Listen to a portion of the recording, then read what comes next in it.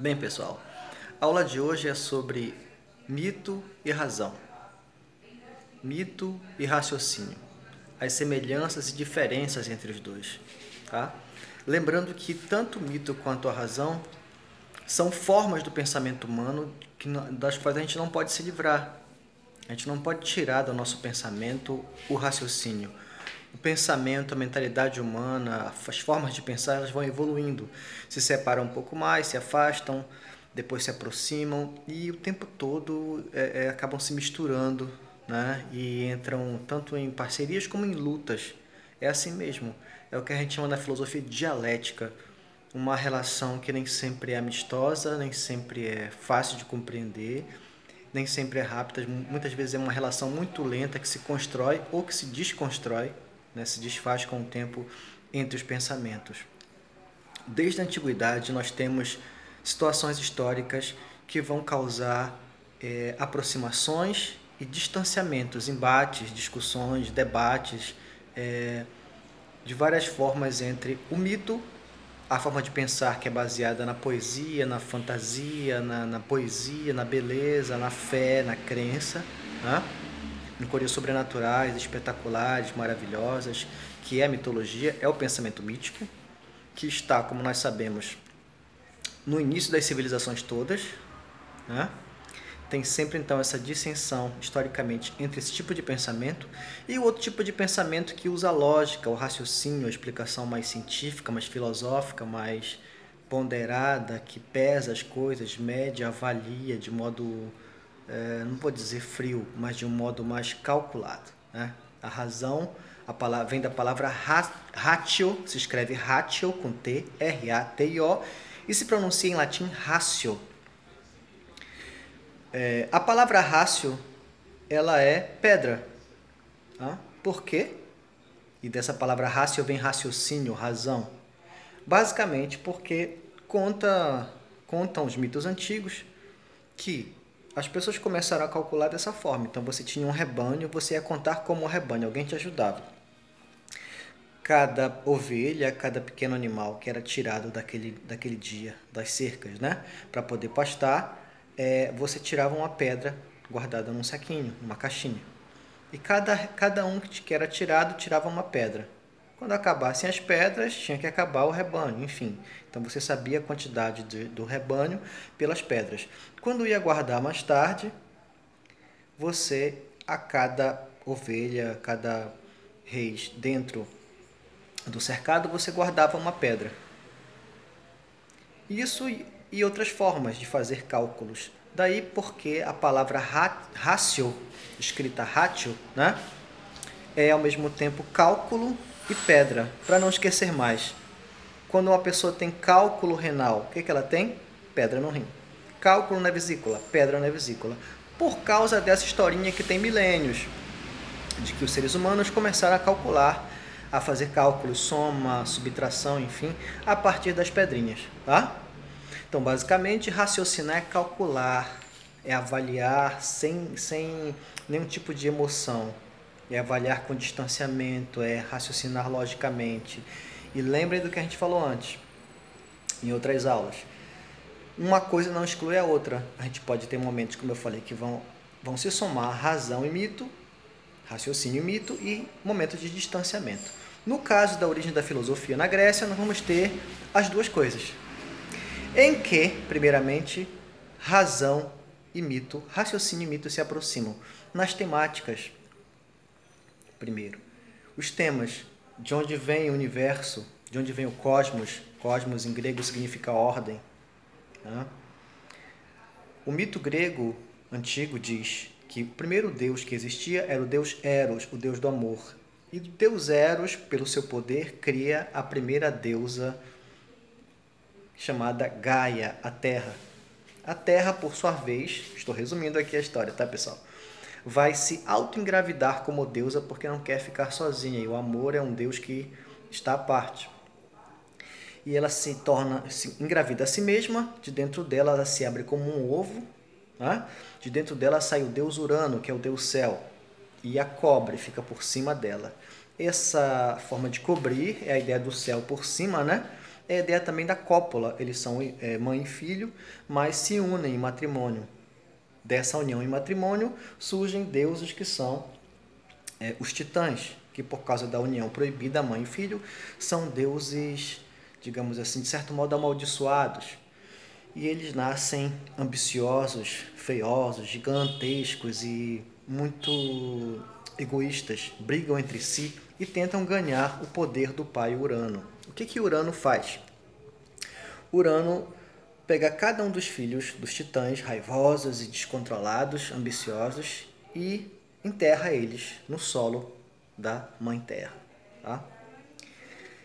Depois de um tempo, um dos filhos dele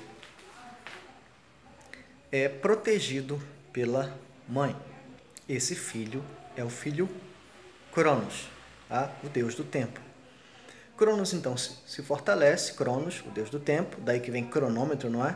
Se fortalece, desenterra, ressuscita os irmãos e derrota o pai, Urano. Toma o poder do cosmos, da ordem, né? Porque antes o que existia era o caos, a desordem, até chegar ao amor e criar a Terra. Essa é a primeira geração. A segunda geração vai fazer algo parecido. Cronos vai casar-se com uma Titanide, uma irmã dele, outra união escandalosa, não é? Vai gerar uma outra geração de deuses e o último vai ser protegido pela mãe. A mãe vai esconder esse menino, ele, em vez de enterrar Cronos, devorava cada filho para que os filhos não tomassem o poder dele. Tá? Só que o último, a mãe vai dar no lugar da criança uma pedra enrolada num pano. Cronos nem percebia, nem prestou atenção, engoliu a pedra.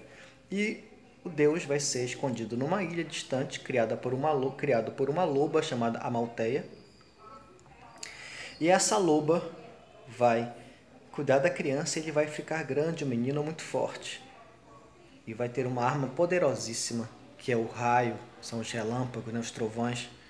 E ele vai, depois de um tempo, voltar, já adulto, já forte, né, fortalecido. Vai brigar com o pai. O pai vai chamar todos os seus irmãos titãs para brigar com Zeus, que é esse menino que retornou. Mas Zeus vai numa guerra chamada Titanomaquia, vai derrotar todos os titãs com a sua arma poderosa e vai tirar de dentro da barriga do pai seus irmãos. Tá? Essa história continua. Ora, você pode dizer, mas o que isso tem a ver com a razão, com o raciocínio? Isso era a religião grega antiga, tá, pessoal? Mas não era só religião, isso era a forma deles explicarem as coisas, percebam. O amor no começo, depois se explica a cosmologia, né? Cosmos, ordem, logos, cosmologia, né? Como é que funciona? Se explica tudo, a Terra por um mito, o céu por um mito. Aí você vai ter outros deuses, por exemplo, a deusa Vênus é Afrodite, é o planeta. O deus Marte é o deus Ares, deus da guerra, e assim por diante. Todos os deuses vão ter relação com coisas que são planetas, com animais, com as florestas, como a deusa Artemis, que é a deusa das florestas. Cada deus, cada história mítica vai explicar uma coisa da realidade. Por que tem guerra, por que tem beleza, por que tem feiura, por que tem amor, por que tem ódio, né? Por que tem dia e noite, por que tem as 4 estações do ano. Tem um mito que explica isso, não só na Grécia, percebam, em toda a civilização antiga. E até hoje tem histórias para explicar tudo. Entre os indígenas, por exemplo, você tem algumas tribos que falam de um mito de que a noite existia dentro de um caroço de tucumã, ou dentro de um ouriço de castanha, e você vai ter variações sobre isso. Aí pode parecer engraçado, mas são mitos que se encontram também na Bíblia e em outros livros religiosos, onde você vai ter significados poéticos que explicam coisas da realidade. Não é? Ora, então a gente vai ter algo próximo, então, aproximações, semelhanças entre mito e razão nesse ponto. O tema é o mesmo, tá? A origem do universo, a origem da vida humana, como é que o homem nasce, como é que a mulher nasce, por que tem pessoas diferentes. O mito explica isso. A gente vai ter, então, isso parecido. O raciocínio, a filosofia, quando começa, também vai tentar explicar o cosmos, a ordem.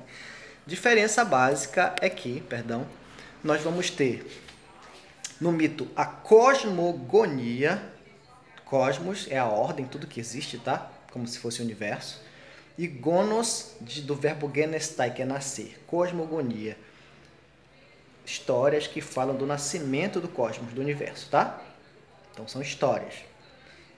Qual é o ponto da diferença? O ponto da diferença é que o raciocínio, a razão, a filosofia, como as ciências até hoje, né, vai explicar o cosmos também, como até hoje se tenta explicar a origem do universo, não é uma tentativa talvez que vai durar muito tempo ainda, talvez nunca tenha fim, mas a diferença do raciocínio é que vai se fazer não cosmogonia, mas cosmologia, de logos. Logos em grego é razão, raciocínio.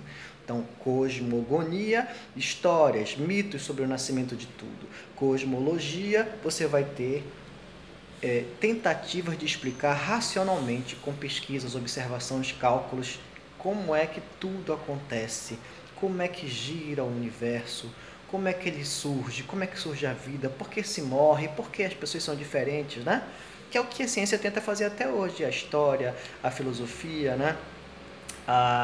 Mesmo não sendo ciência, a filosofia, a psicologia, todas tentam explicar como funciona tudo que está à nossa volta e nós mesmos, tá certo? Então a gente tem aí pontos em comum, um ponto em comum, que são os temas, e uma diferença que é a forma de explicar. E para a gente terminar esse pequeno vídeo, nós temos aí uma fundamental semelhança. Qual é? Lá no começo, com os chamados pré-socráticos, os primeiros filósofos são chamados assim porque eles estão antes de Sócrates, que é um filósofo importante na Grécia. Então, os historiadores dividiram assim. Pré-socráticos são os primeiros filósofos, os chamados pensadores originários da filosofia ocidental e grega. São os caras que fundam a filosofia no século VI a.C., tá? Que estão na época da invenção da moeda, do alfabeto, enfim, que se aproveitam da situação política, da liberdade de questionar, para inventar um tipo de pensamento que se alimenta do questionamento e da dúvida e da liberdade de pensar, de raciocinar e tentar explicar as coisas racionalmente, que é a filosofia. Então, o que é a filosofia dos pré-socráticos? Parmênides, Heráclito, Demócrito, Leucipo, e vários outros têm a ver com o mito. Qual é a semelhança? A linguagem poética. A gente vai ter uma aula para isso e a gente vai demonstrar isso bem de perto. Como é que a linguagem poética do início da filosofia e, de certo modo, de filósofos até hoje, isso é interessante, né? Que explica de uma forma racional, tentando dar lógica a tudo que existe, ao universo, ao cosmos, a cosmologia, também se alimenta dessa linguagem, dessa forma poética de ver o mundo. Tá? Isso é algo interessante que a gente vai ver na próxima aula. Um abraço.